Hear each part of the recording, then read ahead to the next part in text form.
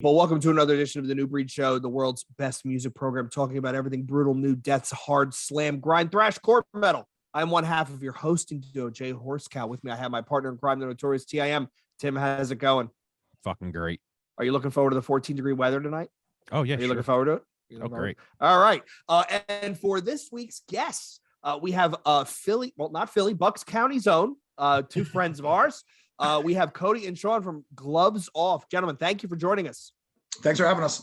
We are more than excited. So let's start off a little bit. Why don't you two introduce yourselves, and then we'll go into a little bit about the band, the upcoming releases. We can talk pop punk. I know Cody wants to talk about Jean-Paul Sartre and French existentialism due to his poetry background. So we'll get into that in a little bit. Tim is going to be sitting off to the side going, yo, how do you pronounce half those fucking words? But whatever, let's get going. What's I up? can't I'm even Cody. pronounce it now. Yo, I can't say the word either. I just read about it. Whatever sounds good in my head, it sounds good. Yeah, water. Always water, not water. Always. I'm Cody. I sing for Gloves Off. I'm Sean. I play guitar. There's your introduction. That's us. Awesome. Hey, that's perfect. That's all we need. So you guys have an album coming out. I believe it's in the beginning of March. No, the end of this month, isn't it? Yeah, I think it's like the 28th. I don't know. And dates. it is. 20th. It's the continuation of the EP you previously released, right? Yeah, it's the end of a mental breakdown. Yeah. A pandemic record, if you will. So what was it like? Was it a trilogy you did? So what we were thinking about doing, we originally wanted to do 2 7-inches. Okay. And the first half would be like at the end of your rope, like contemplating suicide, about to die, and all that shit. And then the second 7-inch was going to be after death, all like the saved feelings, all the shit you went through, where you're at mentally, why you did the things you did. However, some corny shit went through America and fucked everything up, and we couldn't do it. So it ended up being like a year or two later. And it's been a while, but we still wanted to finish the concept idea because like I'm all about doing cool shit that like other people don't do.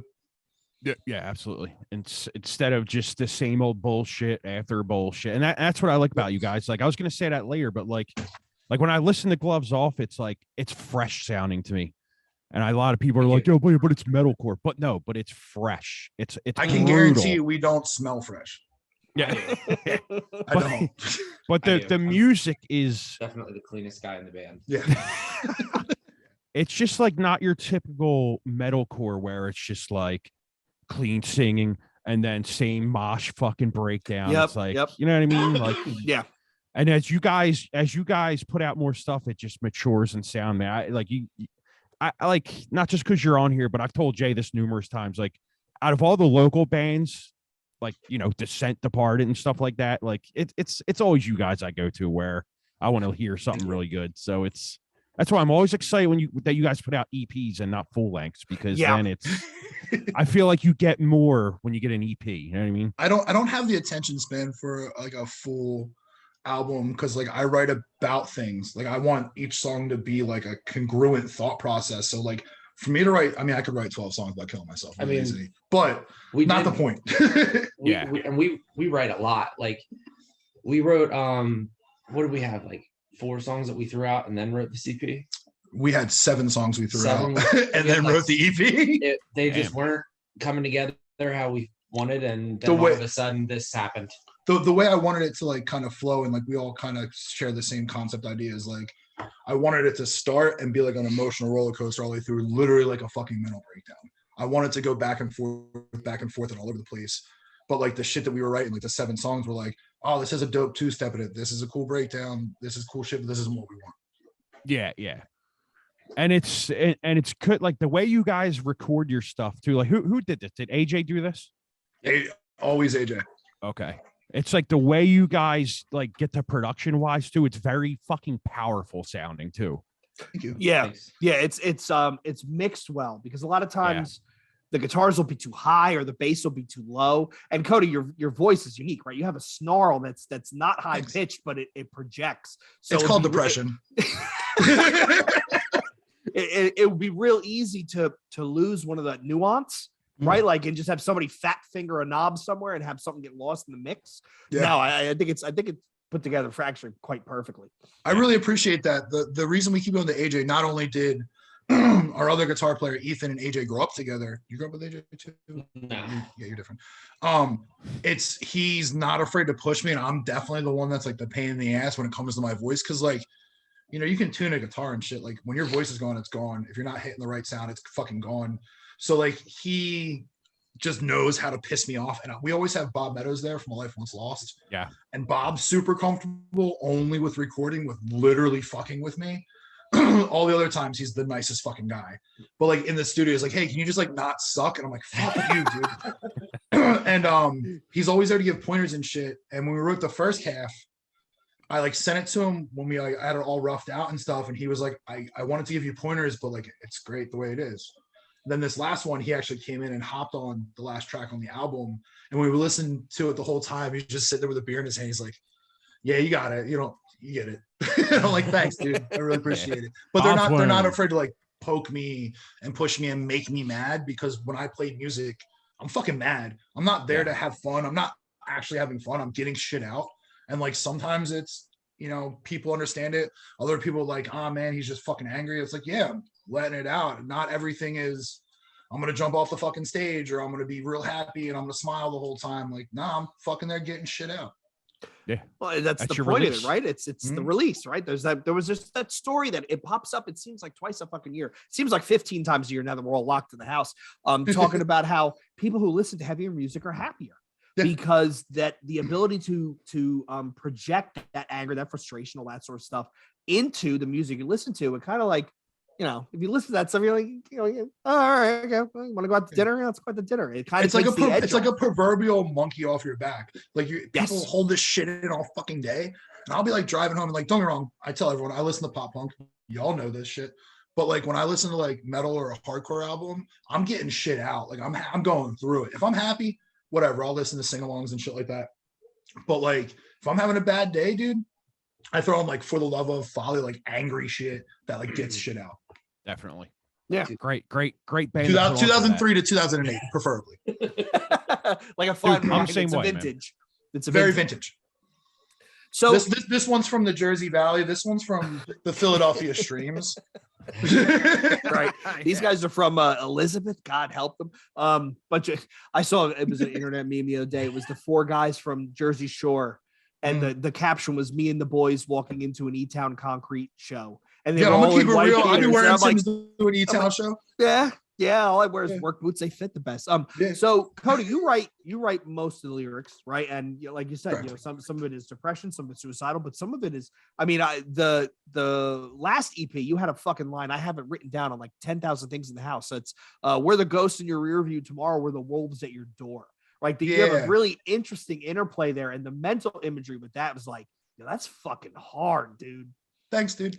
That's actually it's like a lot of years of PTSD, and I'm being dead ass serious too. It's a lot of PTSD. It's like me and Ethan didn't have like the greatest like childhood growing up, so we've always like connected on that. And like some shit that he writes is off the fucking walls, and like I'm more of like a imagery kind of person trying to paint a picture, but like it's a good combo between me and him when we do write together, because it's like a raw emotion and like a beautiful feeling at the same time coming together. Right. It's two sides of the same coin, right? Yep. So there's a balance there.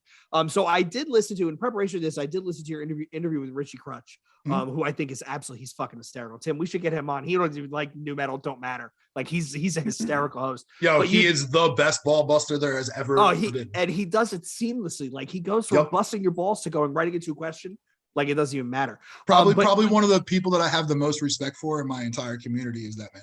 He's definitely a gem. But I find, I mean, if you look in the aggregate, Cody, you're a bit of an anachronism, right? You're a big dude covered in tattoos. You do blue collar work, and yet you love poetry. Yeah, you love poetry. You love this existentialism stuff. When you went on that rant about Eddie and the Cruisers and how it's based on some French poet, I was like, Jesus, this guy is in the, he should have been in like, smoking a cigarette out of one of those long things with the beret on, talking about, postmodernism. Yeah, it's but it's really kind of fascinating, and it does show that hardcore and this type of extreme music, it does attract people of all kinds and all colors, because at the end of the day, we're all kind of getting together to share something, and it's just everybody's coming from a different place. Yeah, so let me dip into that for a second. Everything's my grandma when it comes to me. So I had like a really rough childhood with like my mom with like mental disease. My dad was never in my life, all that shit. So when I got older, my grandma like actually took me in, like we're talking like 14 or 15, but I was sent away for like a real long time. And my entire life, all she would do is like show me Eddie and the Cruisers or the Outsiders. And like even like when we had a pool when I moved in with her, she would take me to like different like countries and teach me about them and shit. She was like a civil rights activist in like the 70s. So she's just a very open person. And I think because of how I was brought up and with so many emotions and my own mental health, I've had it since I was a kid. I think she wanted me to be more comfortable with my feelings. So she taught me more as a young kid. And now like, I mean, I like my friends. I like my couch and a book a whole lot more sometimes. And like I much rather sometimes just like get out of my own head for a little bit. And then once I put the book down, I go back to be me.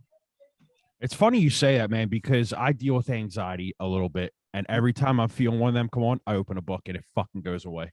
Yeah, because you have Crazy. to focus on something. So like when I have mania, so like my thoughts will race real bad and I'll call them all the time and like just have these crazy fucking ideas and think everyone's out to get me, like just a fucking full-on mania attack for like days on end.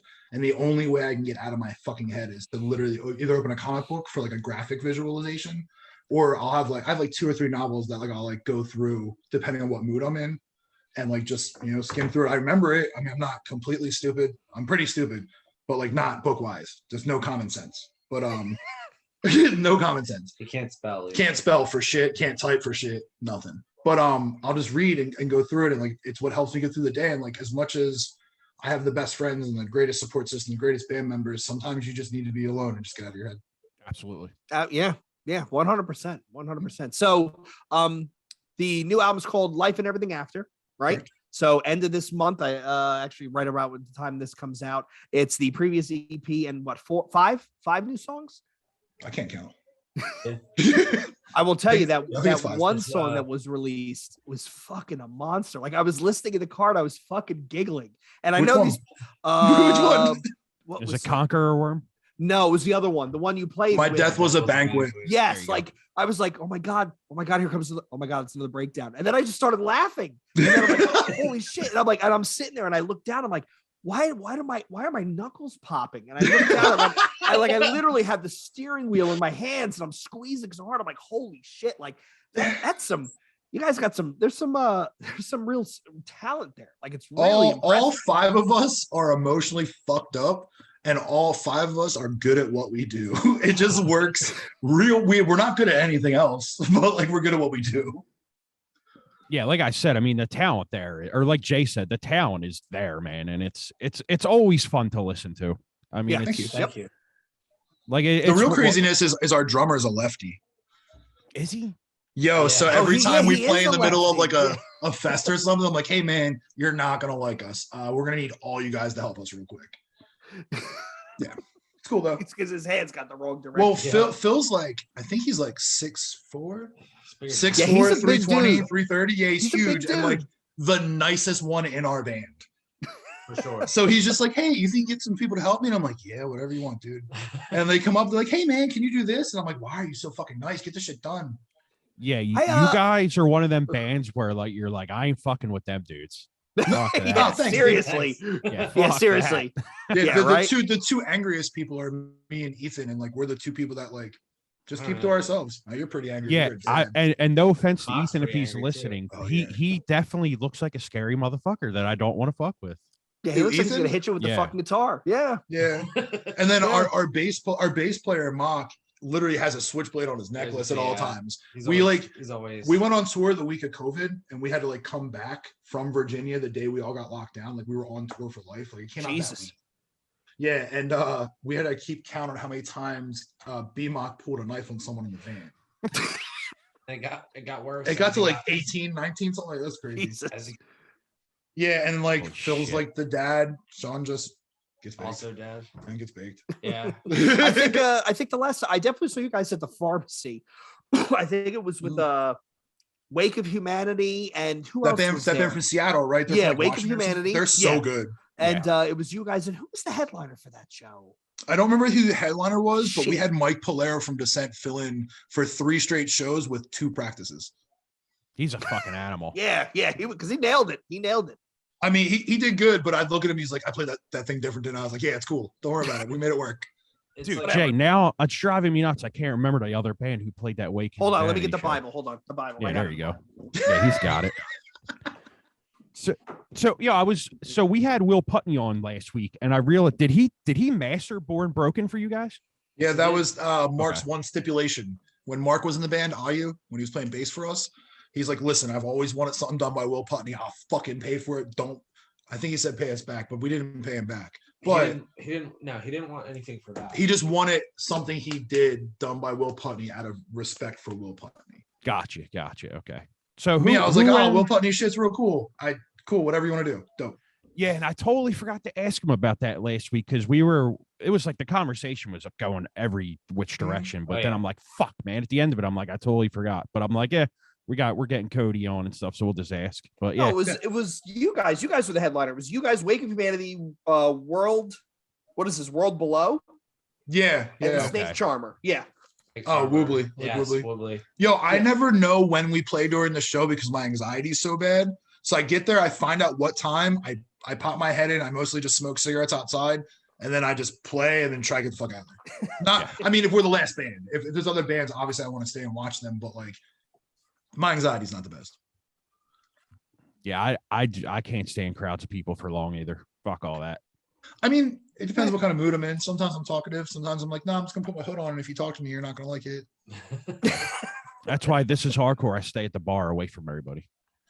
Yeah, That's a solid move. I'm usually running all around for like everybody at that thing, but like that's the one time I am social.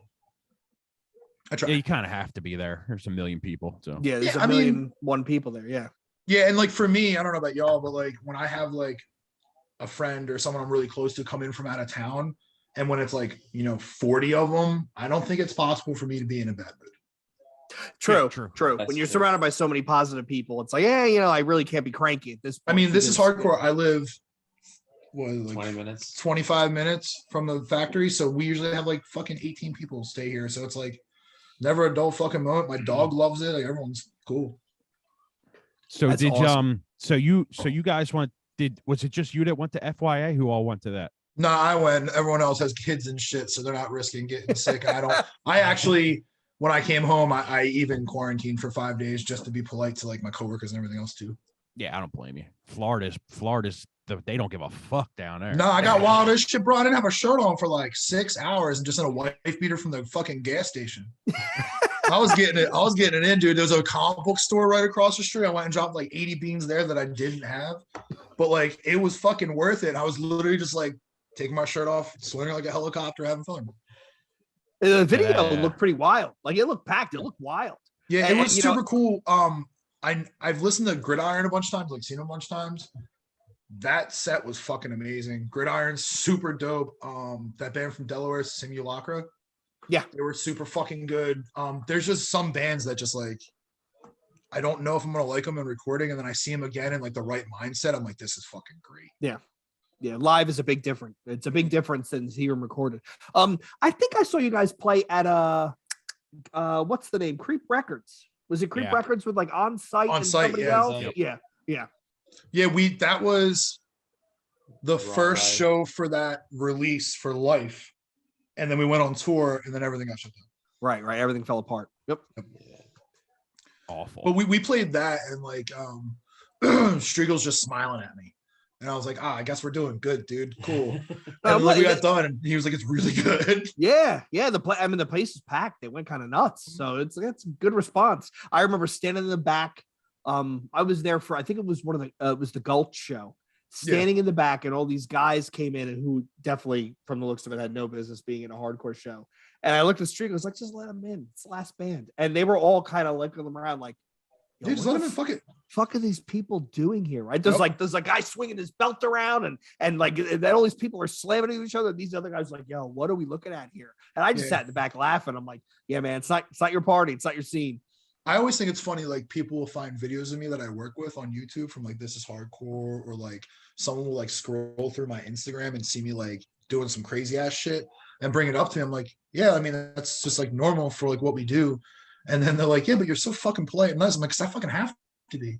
there. I don't always have to be nice. If I'm gonna let some shit out, I'm gonna let some shit out. If shit goes bad, I'm gonna apologize for it. If you don't accept my apology, we'll figure it out from there. And if not, I still had fun. Yep, exactly. I don't want to hurt people or nothing, but I got some shit to let out sometimes. Right. Well, that's what everybody's technically there for. So let's I'm raised correctly in hardcore. Yeah, a hardcore etiquette. So let's talk about musical influences. So Cody, you hinted at yours, right? You're a big pop punk guy, right? Fucking love sad shit. Yeah. Yeah. Sean, how about you? I listen to a lot of pop punk. I've been listening to Origami Angel, which they're from like DC. It's just a guitar player and a drummer. They're fucking amazing. A lot of Spanish love songs with the punches. Spanish love songs. If there was a band that's like, hey, this is how Cody feels today and hates everybody, thank you. That's the fucking band. I listen to a lot of like metalcore from like the early 2000s. I obviously listen to a lot of hardcore. Like my guilty pleasure is Good Clean Fun, and everyone makes fun of me for it. I fucking love straight edge hardcore. It's fucking dope because there's feelings in it. Like people feel that shit. And I'm like, I'm not straight edge, obviously, but I fucking get it, dude. Just some shit like that I listen to, but like mostly I'm trying not to be fucking mad. So like a lot of the time it's pop punk. Yeah. Because then I just hate myself. Instead of hating everybody else, I'm like, oh man, I fucking turn the mirror myself. inwards. Right. Yeah, remember that time in like 7th grade, my nut popped out of the fucking gym shorts and shit, like some shit that like traumatized me. I'm thinking about all this pop punk. Yeah, but if the first Newfound Glory record doesn't make you smile, there's something wrong. Oh, there's absolutely absolutely brilliant. It's absolutely brilliant to think he was the fucking singer of Shai Hulud. Yep. And he went to turned around and did a fucking pop punk band. Yes. So my whole thing with that is too, I love Newfound Glory. I'm not going to name any names. There's a lot of dudes in way bigger hardcore bands than our fucking band where Newfound Glory is their favorite fucking band. Straight up. It's one of my favorite bands. Yeah, Newfound Glory is fucking amazing. But with Newfound Glory, I'm a lyric guy. And like he doesn't do it all the time for me lyrically, but it's catchy. So like he like brings me in and I'm like, yeah, man, high school, fuck that bitch. Yeah, like you know what I mean? But then like as I got older, I started to get like real into like Iron Chic and shit like that. Like some shit that's like super raw. That's like, yeah, I've been sitting at this bar for fucking 8 hours with the kids I went to high school with, and I want to blow that bitch's car up. Like I like that kind of shit. You know what I mean? Like it's got to be some fucking wild ass shit. But like Newfound Glory will always hold true to me, and pop punk in general, just because it, I don't know, it makes me feel different. Just does. Yeah, It's definitely a feeling with that stuff, man. Yeah. What about you? I mean, especially when you're this age, it's, you know what I mean? It's I know Kid Dynamite's not pop punk, but even listening to that band still puts you in the best mood. Kid Dynamite's pop punk, dog. You think? I'm calling it pop punk. All I don't. Lifetime is the start of pop punk. Okay. That's where I am. I wish if anyone from New Jersey or some shit want to argue, I don't give a fuck. I just gave you guys props for fucking Lifetime. It's the start of my entire childhood. Yeah, I don't know. I just always considered them a hardcore band, but I get what you're saying. They're a punk rock band, but that shit catchy as fuck, dog. And like, what's the band he did after that? No More Black. Yeah, that shit catchy as fuck. He be saying some shit in that shit where I'm like, yeah, man, we are the brand new one. Yeah, fuck yeah, dude, cool. Fuck yeah, definitely. Sean's, I can keep talking. Good. What? Your musical influences? Yeah, I'm the metal guy, mainly. Okay. Pretty much, like, I don't know. I listen to like Behemoth, Cattle. Oh, okay. There you go. Like that. Dude, all right, let's talk about Cattle Decapitation, because the newest record, like that, Bring Back the Plague comes out at the absolute worst and best possible time. And best possible time. I had that bumper sticker. I'm so glad I didn't put it on my car. Some like fucking coronaphobe would have run me off the bridge at this point. You know, like I literally had to give it to me. I'll put it on mine. I've got like a couple of them, but I got like a t-shirt that says "Bring Back the Plague 2020," and I'm like, and I'm looking at it. I'm going, man, this is a fucking bad look. Like this is a bad look right now. Kinda. That's a fucking amazing record. It's so good. Vocally, I don't understand how he does what he does. And he's all over the place. Yes. Yeah. Yes. It's unbelievable. Yeah. I think there's a reason why I don't listen to metal. Because I can't do what they fucking do. I can just be really angry. That's it. Ethan you can do it. No, Ethan. Ethan does all the lows. Ethan does.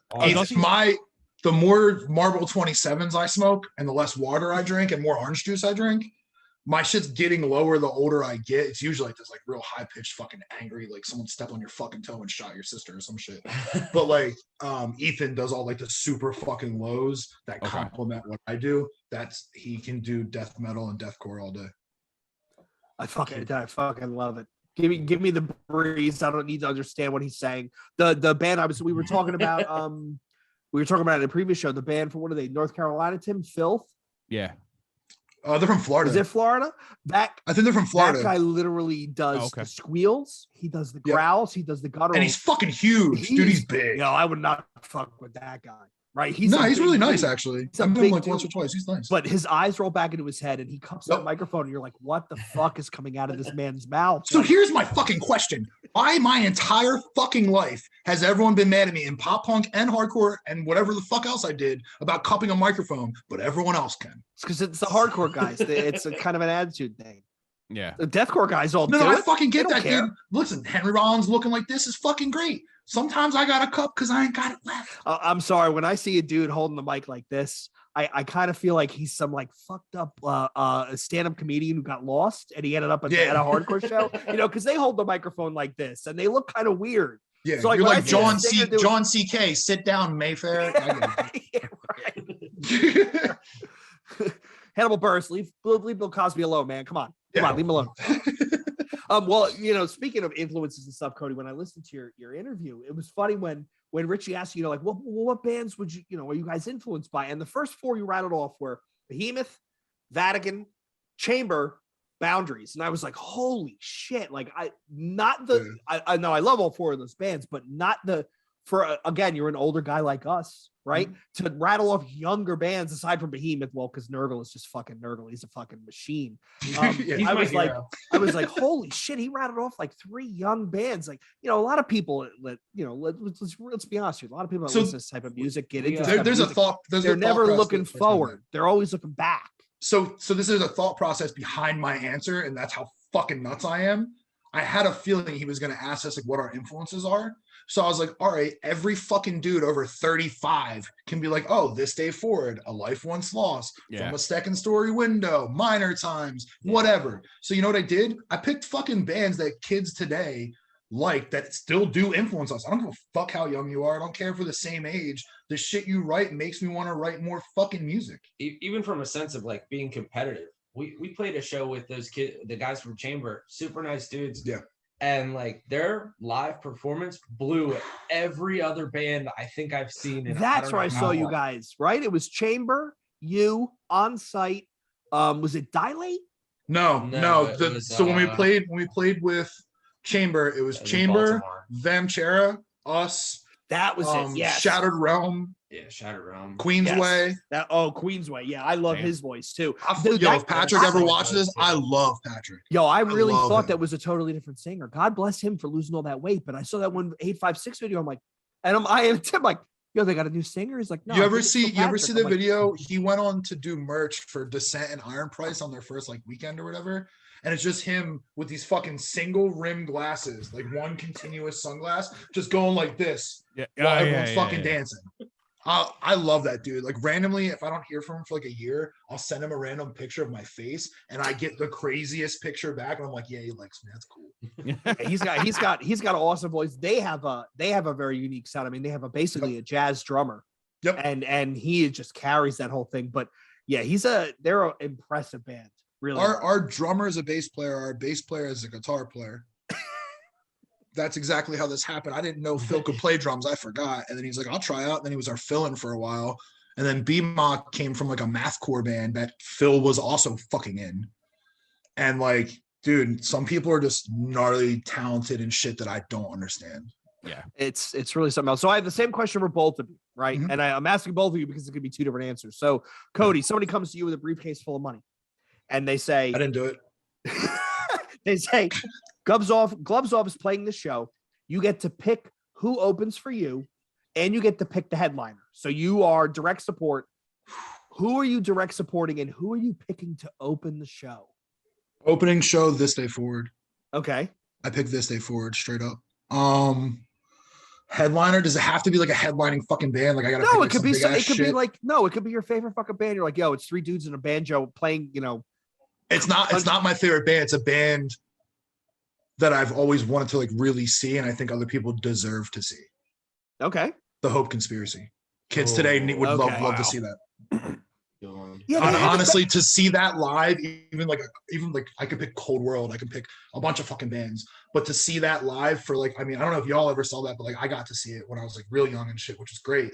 But like that's a life-changing experience if you're into hardcore and something that could honestly turn you on to so many old bands that people don't even respect. You remember the Eulogy Fest at 4040? I did not go to that, but I do know about it. Oh yeah. Tim, how old are you? 38. All right, so I'm 34. I disappeared for like 5 years because I'm fucking nuts.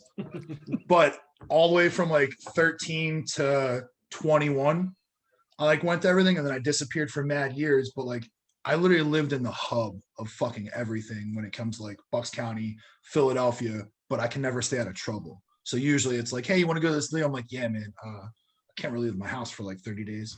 Yeah. Oh yeah. You know, they've never done their whole reunion show thing, have they? Hope Conspiracy. No, and I don't. No. And I'll be honest with you, I don't know the politics behind it of like why or whatever. Like I don't really give a fuck. I just like their music. But like, if them and This Day Forward could like just fucking do some shit, I'll pay to play that show on some real shit. I'll take a loan out. I don't even fucking care. It's two bands that I would love to play with. You got to hit up Vadim. I already told him to make that happen. I said it on a podcast. They know I said it. I talked to Striegel about it. I mean, I live right around the corner from where Mike, Gary, I don't know if Colin worked there or not, but Mike and Gary worked at the diner at the end of my street. The Great American Diner is literally the end of my fucking street where they all grew up. So it's like, trust me, they know everyone wants a reunion. It's on their time. Right. Yeah. Right. When they get ready to do it, they'll do it. Can we just get I'll pay tons of fucking money to just yell those words in someone's fucking face again. Yeah, can we just get A Life Once Lost to play Open Your Mouth in full and just never do it again? Oh, I love how Bob Meadows heckles the fucking audience. Jane says no. Like I love when he heckles the audience. I don't know if they would ever do like another show. They won't. I don't think. Yeah. I saw them at the last Hellfest, and I think Doug is the guitarist, the guy with the long hair. He's standing there and he's talking to the soundboard guy, and he's like, "Yeah, I need more bass in the monitor and less dudes with chicks' haircuts in front of me." And like the whole place just lost their mind. They just lost their mind because it was so That's fucking great. out of place. You know, and this was 2002. This is swooping white belt central. So, but back to the question at hand, Sean. Same question. I think for a headliner, I just want to play with Behemoth. Like I would. That would be freaking amazing. Just to, I don't know, to just be involved with that whole thing would be really cool. And then like I don't know, for an opener, Steel Panther. Nah, dude. Steel Panther. Nah, probably I'm like I really love Ignite, man. Ignite's cool. Ignite That would be an interesting bill. That would be a hell of a mixed bill, actually. Yeah, I think it'd be a good time, good show. I was gonna pick James Taylor, and I was like, that was fucking like on some real shit. Yeah, like you go back, like I'd love to open for Motorhead. Yeah, well, like you asked me that question. I was like, they asked me that question, and I was like, man, what's on my like to-do list before they or I die, which could be any fucking day. And I was like, James Taylor. I was like, I want to see Billy Joel do Scenes from an Italian Restaurant. I was like, this is not gonna be a good answer. Like the entire time you're going off about This Day Forward, I'm sitting here, I'm like, who do I mention? I love all these bands. That's why Tim and I keep talking about we do need to go see Ministry when they eventually come around, because Lord knows how many tours Al Jurgensen has left. Mm-hmm. Oh like he's like the Keith Richards of industrial. He just keeps going. So like, Tim, we got to see him before he keels over. You know? I know. We definitely that's my James Taylor philosophy. Yeah, speaking of Billy Joel, you know Jake and Grace, right? Yeah. We're playing with them at the record release show too. Oh, are you? Yeah. Oh, okay. So I was talking to him and he was like, yeah, we used to have a band called Billy and the Joels, and we would just go to random bars and play fucking Billy Joel covers. Like, and nobody would know the lyrics, and it would just be sloppy, like fucking heavy shit. Dude, I was fucking crying at that shit. Yo, is it wrong that I would watch that? I would watch. Oh no, we all That's what I watch said. I was like, "Do you have videos of that?" He's like, "I wish," but we were making fun of Mitchell. Like he would be the one on the piano, but it would be facing the fucking back of the bar. Like imagine being at a bar and all of a sudden these dudes break in a Crocodile Rock and they butcher it and it's heavy metal and they don't know the lyrics. Like I would be singing along like having a fucking time of my life. All right, so another Yeah. question for you two guys, and I know this is going to be a stumper, but I'm going to ask it anyway.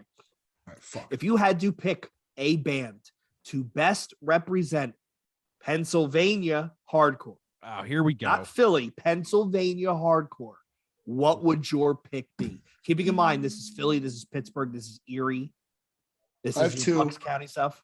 I have two. It's that quick. Okay, go on, Cody. It's Wisdom in Chains and No Retreat. I knew he was going to say that. Well, not Yeah. No Retreat, but yeah. Yeah, it's just Yeah, I like, was you know gonna what? say I Wisdom. picked two. You go Wisdom because for punk rock and like straight up hardcore, that's the most blue collar band there fucking is. And like their identity is fucking Pennsylvania. All of us are them. And then No Retreat, if you're going to be in a fucking metalcore band and represent a band that's not from Bucks County, because I keep picking Bucks County bands, you go No Retreat was hard as fuck for their time and for now. Well, I said Mushmouth, so. I wasn't trying to pick Mushmouth, but like that was like one of my biggest influences when I was younger. Yeah, Mushmouth, Kid Dynamite. That's what I would go. I'm going off the beaten path. If you're gonna ask Thumper fucking questions, I'm gonna think hard about it and be like, yeah, dude, I got this. So my two picks were my first pick, Knee Jerk, was All Else Failed. And Okay. then when I thought about it, I kind of thought Blacklisted maybe would be the best representation of all Yeah. the different styles that come out of Pennsylvania. How So- about you, so- Sean? What are your So, what's your so pick? hold on real quick. In my thought process, I didn't want to pick someone from Philly. I don't want to talk about Bucks County. So you pick two bands, one band that should be on everyone's top 5 for a Pennsylvania band, and another band that more kids need to listen to because they were so vital to what happened here. Yeah, Go ahead. true. Okay. Yeah, I mean, honestly, I was gonna say Wisdom and probably Blacklisted. Yeah. You know, the funny thing is when somebody first asked me, you know, what my knee-jerk response was, I didn't even think. I went, Shockwave. And I stopped and I went, yeah, I guess that kind of works, right? Weird, eerie, Decepticon masks. I mean, mosh parts. It covers it runs the gamut, right? Hey, if that's your answer, I'll respect it. Bad luck. Like Brothers Bad, Keeper. bad luck. Bad Bad luck could be luck. on that list. Could be on that list. I mean, Dysphoria. every fucking Bucks County band could be on that list. Punishment, Shattered Realm. Shadow Realms, New Jersey, Shadow- technically, but if you go with Joe, it's I mean, PA. it's Joe. Yeah. Yeah. I just. I mean, you gotta have Dysphoria in there, and Yep. Todd. Yep. Todd from Dysphoria. Hi, Dad. Dad. I love that dude. yeah, I mean, so many classics. It's a tough, and for me, it was an especially tough question because you look at all the different regions and all the different pieces of hardcore, right? Like it's the Philly stuff. You have the Pennsylvania into Pittsburgh, and then you have the dreary Erie, you know, the Lake Effect hardcore kids, and you have everything in between. It's like, yeah, that covers a lot of ground Yep. sonically. Yeah. And then think about all the people that moved from southeastern PA or northeastern PA out to Pittsburgh and out to like the Altoona area and like Erie and shit like that. Mhm. Everyone's a transplant that comes in like a giant wave, but like I love them from here. I don't give a fuck about nowhere else. I love it here. So Yeah. so let's ask this question. Since we are a new metal based show, let's ask you two this. Don't tell me you never listened to Korn and shit when you were younger. I don't want to hear I it. did. I still do. He still Yeah, does. okay. I did. I don't want to hear Now- it. Now, is in the hardcore scene in Philadelphia, Bucks County, whatever you want to call it, would you say that word is frowned upon still? What, new metal? Yeah. I don't use the word. I don't know. That's Sean. Uh, That's just metal to me. I'm like, yeah, metal.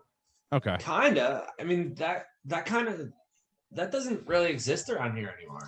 Yeah. Nah, like- it's like I don't think people really say new metal. It's like, oh, I listen to metal, and they're like, what kind of metal? And you're like, just rowdy off bands. Yeah, a lot of it's just kind of like around everybody just kind of calls it metal. Nobody really even has that kind of sound out here. Mhm. At least not from what I've Nah, seen. Vane. No. Vane does some like real new metal shit. Vane just wants to be Slipknot. They're fucking They- great. Vane's Yeah, the great. closest, right? Like Code Yeah. Orange was a Yeah. close second until, I mean, the newest song kind of take them Yep. in an interesting direction. I think bands have the influence, but they don't necessarily have that the aesthetic that you expect, right? I mean, I listen to Slipknot on the bus every day of like, well, they're like fucking 5th, 6th grade, some shit like that. And like, I always liked it, but like the only thing that brought me back into like any sort of like new metal, Vane, all that band. Yeah, I mean, I don't know. I still listen to Limp Bizkit's most recent stuff. So like, Oh, that Oh, fucking yeah. new album is great. I'm not even gonna fucking So lie. good. Dirty Rotten Biscuit is fucking amazing. it's You Yeah, know, the like whole thing.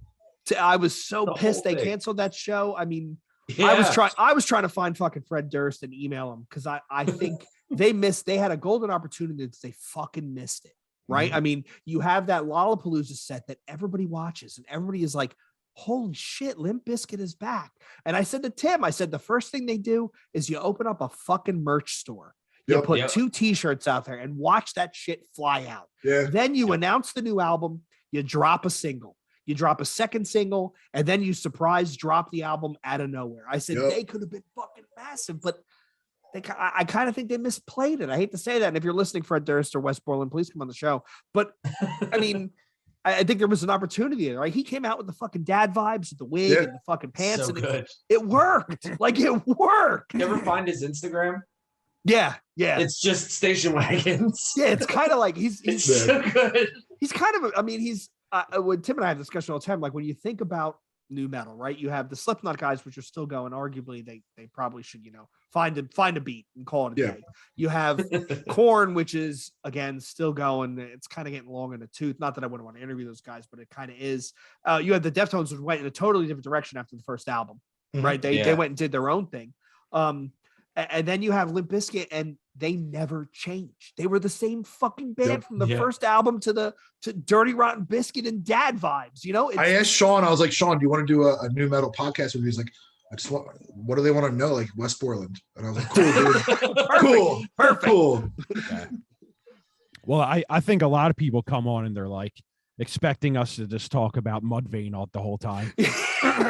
I thought you were going to start with just, ooh, ah, and that's how we're going to start the episode. We could have started with that drop. Well, it's idea. It's funny Tim says that because a lot of our audience, a lot of our listeners are younger guys are younger people who have found new metal as like in the revival, and they're all about it. So that's why we decided with 2022 we're going to make a little bit of a change. We're going to look back and we're going to look forward. So we're going to do some new metal interviews, but then we're going to do like you guys and Will Putney, and we want to none of us knew that we liked some of the music we liked until someone introduced us to it. Yeah, absolutely. Right? Yeah. No, you didn't know you liked Cannibal Corpse until you fucking saw Ace Ventura, and you were like, "Yo, what is that? I need to listen to that." Yeah, he's right. That's what happened to me. Yeah.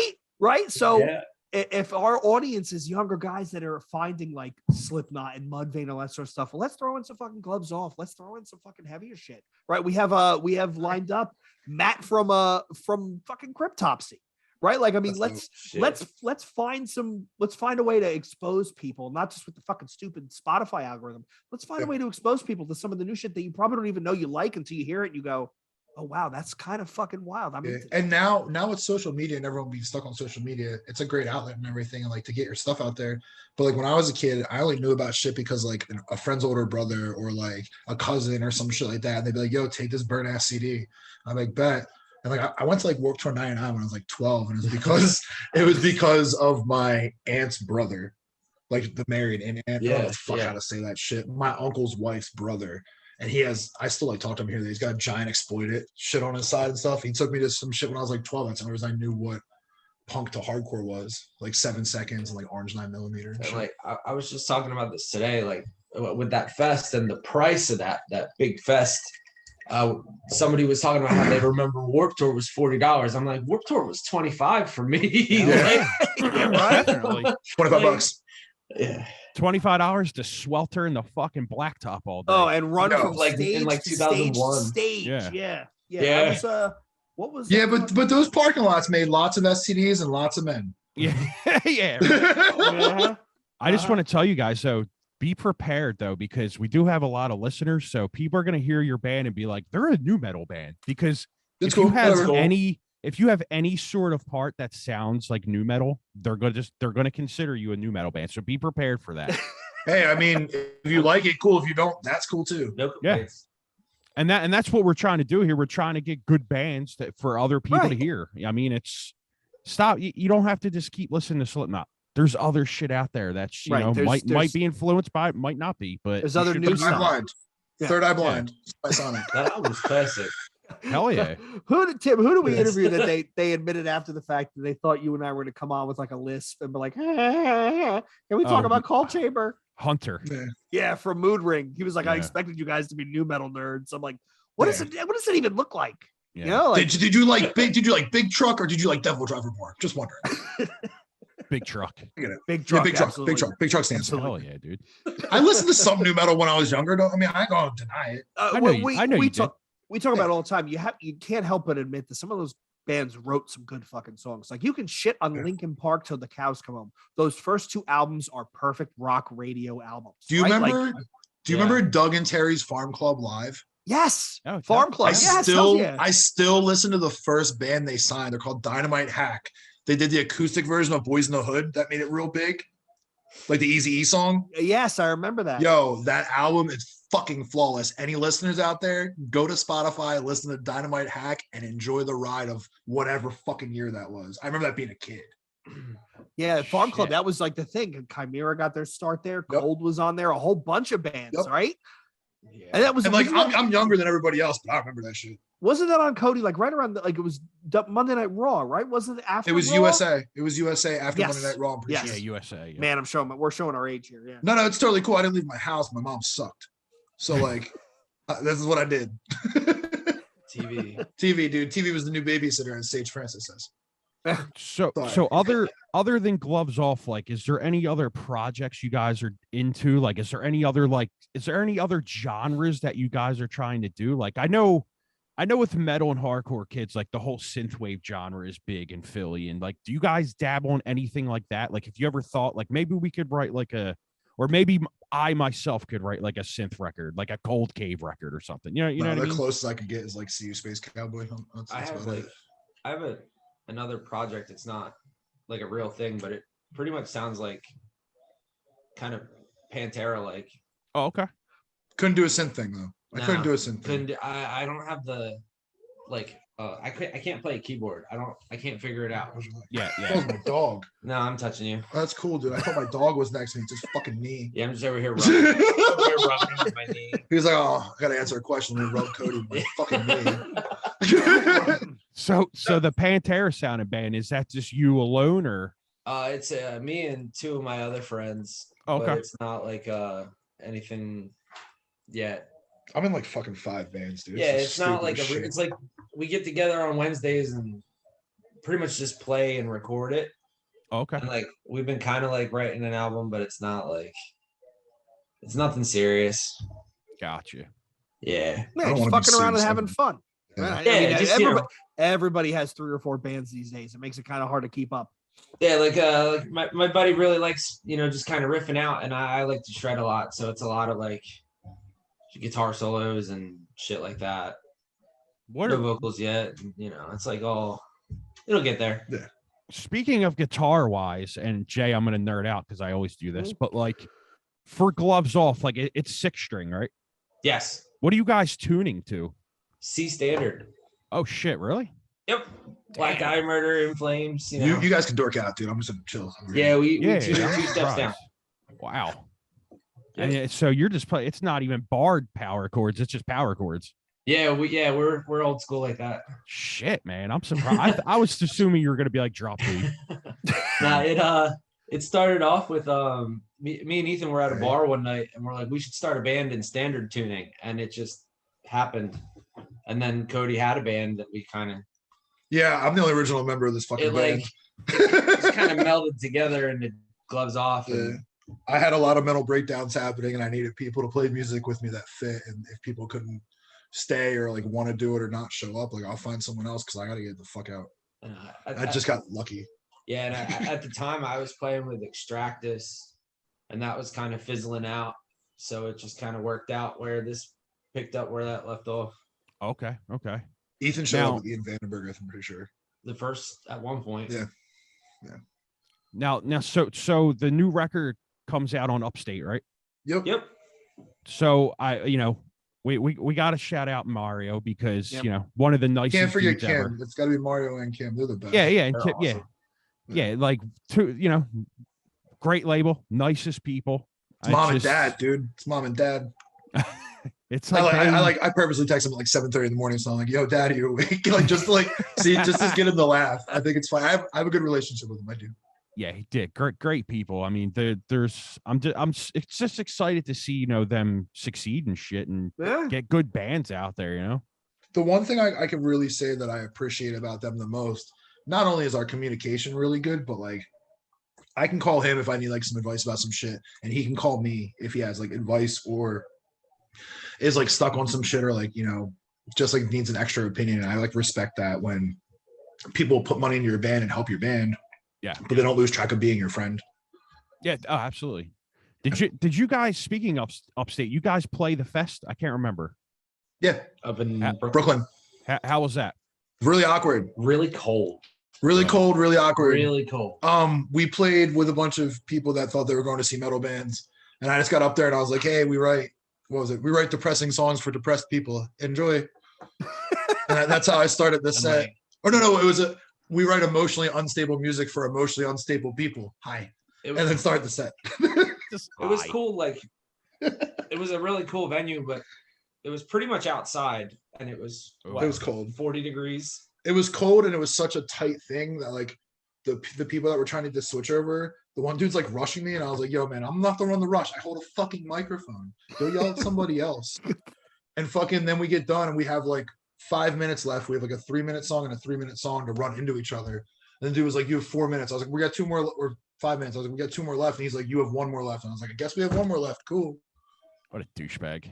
Yeah, I don't argue anymore, man. If you really want to talk about it later, we fucking can. But I'm just there to do what I want to do. I remember when I saw you guys with Vabakar, you grabbed the microphone and you went, yeah, we're a metal band. We probably should be playing the show. And then you went right into the fucking music. And I was like, that's fucking awesome. Yeah. Right? Tell the people they're not going to like you before you even start. I'm totally cool with it, though, because you know what? Like, hey, if you want to support us, that's cool. If you don't, I don't really care. I'm there for a reason. We just kind of do our thing. Yeah, man. And like, we really appreciate that people like it or like people connect with it on any sort of level. But frankly, if you didn't like it, I'd still do it.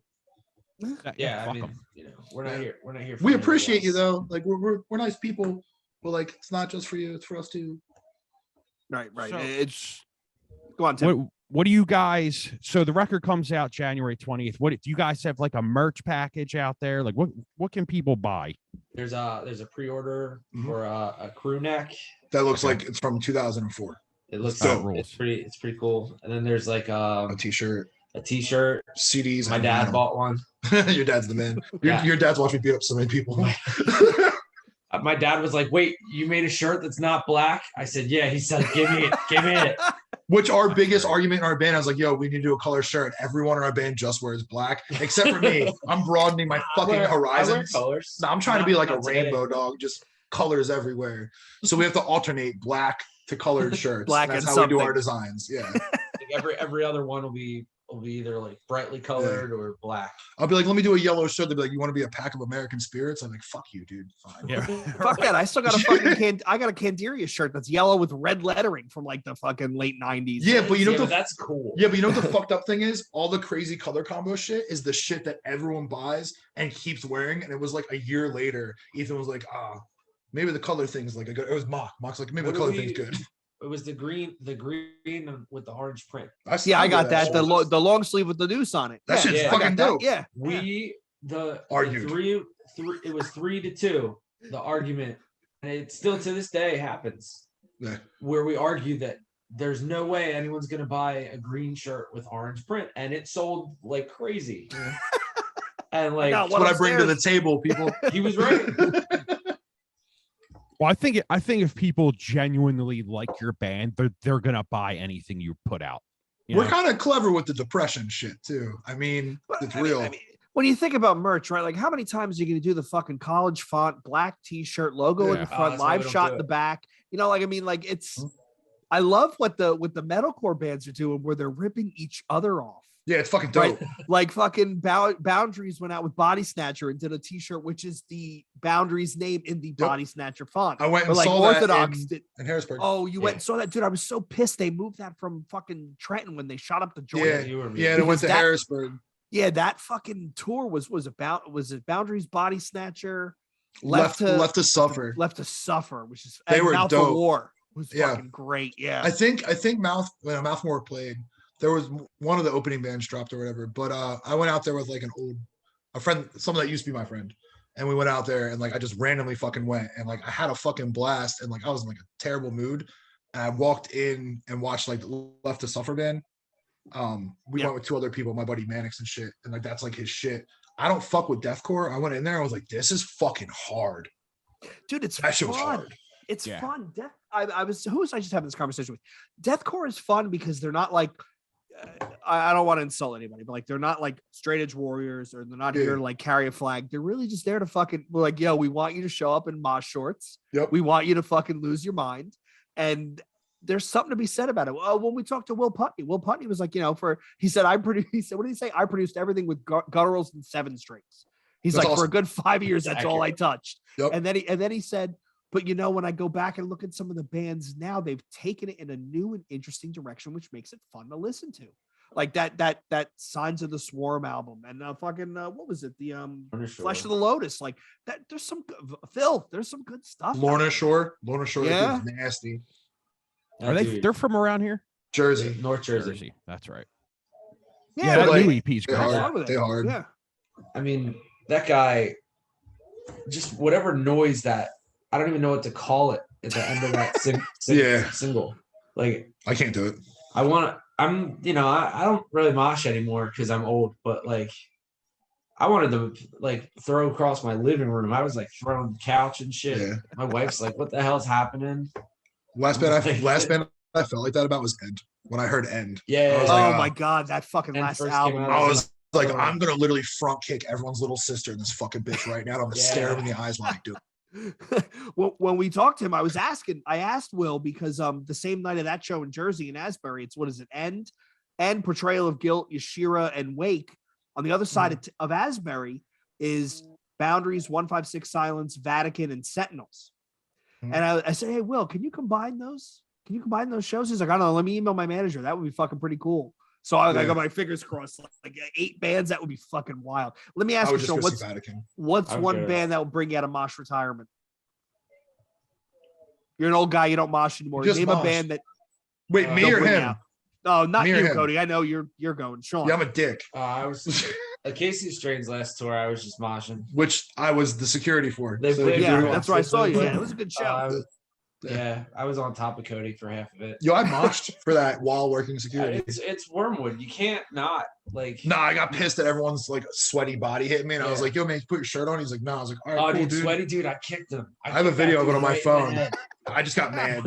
I was like trying to be like nice. I was like, "We're still in a pandemic. Keep your fucking shirt on. Just keep your fucking shirt I on, don't- dude, and stop coughing on me." I don't want your fucking sweat on my fucking I body. just I don't don't even get want the, new friends, or dude. my clothes. Yeah. I don't get the dudes that don't wear fucking deodorant. Like I don't get that. Like Another Yo, one. Yeah, I don't fuck. I got 2 fucking Kids sticks ain't deodorant right raised there, right. dog.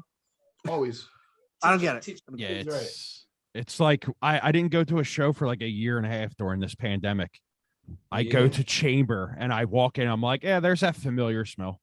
Well, that was underground. That was underground arts, right? I was at that shit too. yeah. Yeah. I Yeah, see that you shit down just smelled, dude. I'm gonna keep it real. But like at the same time, you're getting bros and hardcore and metalcore kids, and, Yeah. like, new metal kids all together. Shit's bound to get fucking weird. I mean, I like doing security for those shows and shit, but like metalcore shows are kind of hard to read. They really are. Yeah. Yeah, You don't know what you're gonna this get. dude's chugging a Miller Lite without a fucking shirt on. He's gonna lick his nipple and then come over and you're like, "Fuck me, dude." chugging a Miller Lite. Yeah, dude. Yeah. Give me the underage fucking straight edge kids yelling about not having beer. I'll take it. I'll take it. I have so much respect for them. Yeah, Absolutely. absolutely. Speaking and of you know- shows, Yep. you go Behemoth, Napalm Death. Who's going? I will be there. Yeah, I'll Okay. probably end up going. Was it the Fillmore? Yeah, It's, Yeah. What is it? It's Arch Enemy too, right? yeah, Arch Enemy. Yep. Yeah, Jeff Loomis. I'll be there for that for sure. Oh fuck yeah. I'll probably be busy. Yeah, you'll be busy. I'll be but busy, dude. I'll be there. Converge, Thou, and who's On the a other one? Thursday night. Skipping Thursday night. that. I'm trying to go. I'm skipping Okay. that You skipping because that? Everybody in the band. 2 nights before 2 nights before that Converge show is what is it? Defeated Sanity, Splattered, Vitriol, and Oh, I forget yeah, the yeah. 4th band at Milk Boy. I'm like, yeah. No, I'm going to Converge. I respect your choice, sir. I'm going to fucking Yeah, I Converge. think I would- Yo, I will tell you this: when I saw them at the what was that? The Decibel. Was it Decibel at the beginning of this year that got Yeah, they played rescheduled? Decibel. Yeah. Yo, I have seen them easily 15 times. That was the tightest I have ever seen Converge. Like they I've seen literally them- came out and leveled the fucking place. So I've only seen them like maybe 3 times tops in my life. I think I've seen them twice. And if I saw them at like a fest or some shit, I was always be like, oh, I saw them before. It's cool. Yeah. And now I regret that. Oh, they played Jane Doe straight. They opened it with an Entombed cover, and then they went straight through the album. And they're a good live band, but I have never seen them so tight. Like they literally Band's a monster. blasted through it, and then they were like, all right, thank you, good night. And that was it. I wanted to buy, he was doing like Godzilla art, like his like, his art page or whatever. Mm-hmm. He had like a giant Godzilla, and I don't remember if it was like $80, like $120. And I think I was fighting with Christine. I was like, can I fucking buy this for the house? And she's like, you're not buying shit. And I was like, oh fuck. I think we were arguing about it though. But like now, like, I mean, she lets me buy whatever I want. It's not like that. I just thought it was a funny story in that moment. You're good. Yeah. I just like thought about them like, fuck man, that sounds like a dick. We've all got why. Yeah. But yeah, I was gonna buy it. And she's like, where are you gonna put a fucking Godzilla? I was like, in the living room. She's like, you're not fucking up my feng shui.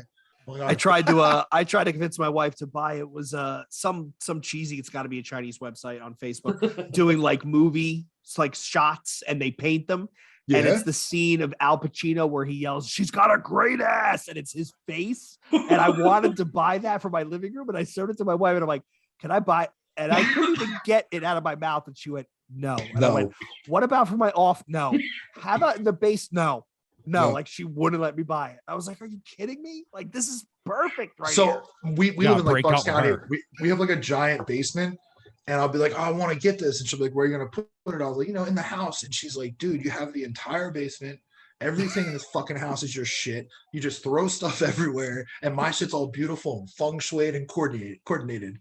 And I'm like, yeah, man, but I could put it in the basement. She's like, where? Behind Sean's guitar? I'm like, I guess. I mean, I could try. I gotta go down there and like look, and it's like a giant blood for blood flag. There's a giant Jake Heaton, like the ground shirt. I'll never fucking move that. And like all this other crazy shit, I'm like looking around, like, man, this looks like a fucking multiple personality situation down here. Do you guys practice at your place? We do everything here, yeah. Okay. Yeah. Nice. And AJ's studio. You walk about 600 feet, you make a right, go to the first light, go about another 1,000 feet. There's a studio. Oh wow. Okay. That's how close we all, and like Bob Meadows is only like 5 minutes, 10 minutes away. Okay. Is he Bucks County? We got to get him on here too. Who? Bob's Bucks. He's Bucks County. Well, I thought he was like a Willingboro guy, like North Jersey, Jersey, right over the border. I thought he was right over the bridge. He's a Bucks dude. I have the best conversations with him about growing up here, and a lot of them were like his shows too, which is cool. Yeah, he was always one of the nicest dudes too. Yeah, he was always a good interview when you guys had him on. That's awesome. Yeah, definitely. So we have a thing that we're gonna do, and we're gonna ask you first if you guys want to do it. So I'm not touching it. No consent. Sorry. So we're gonna start doing this thing where we like, I'm sure you guys have seen like reaction vids, but like we're gonna do it a little differently. Like we want to ask, like, when a band's on, if they have a new record coming out, like after the interview, let's play one of your songs via YouTube, whatever streaming site. We'll put it on Zoom. We'll listen to it, and then we could talk about that track, and then we're out of here. Would you guys be down with that? I can talk about anything all day. I don't shut the fuck up. We're down. What song out of the two singles that you guys did would you want to do? Banquet for sure. We do Banquet. My death was a banquet. So what we'll do is we'll kill the interview now, and then we'll Can you kill me too? That'd be cool. Well, yeah, actually, we don't have to end it. We can end it, and then we'll just come back on and do the song. Are you gonna splice it together like X-Men jeans? Well, what we're gonna do is release your episode on a Wednesday, then we'll release the on Friday. We'll release the song as us talking about. So then people, when it comes out, people can, you know what I mean? They'll hear it. And whatever you want to do. Cool. No, yeah, let's do that. Cool. Well, Jay, all right. So once again, thanks Cody and Sean for coming on from Gloves Off. Again, their new album comes out on the 28th. Check it out. We'll have some links in the show notes. We want to thank all of you listeners for tuning in once again. You have all of our social media, so I'm not going to blather it out. Join the Facebook group. It's kind of funny because New Breed is also the name of a Christian UK rapper. So our fan base is very, very varied. And we have some, I got to tell y'all about the email that I got earlier this week. Oh my God. Amazing. Kind of out of control. So yeah. So check us out, New Breed Podcast. Thanks again for listening. We hope you enjoyed this. Look forward at some of the newer bands that are out there that we think all of you should be checking out. So until next time, cheers. See you.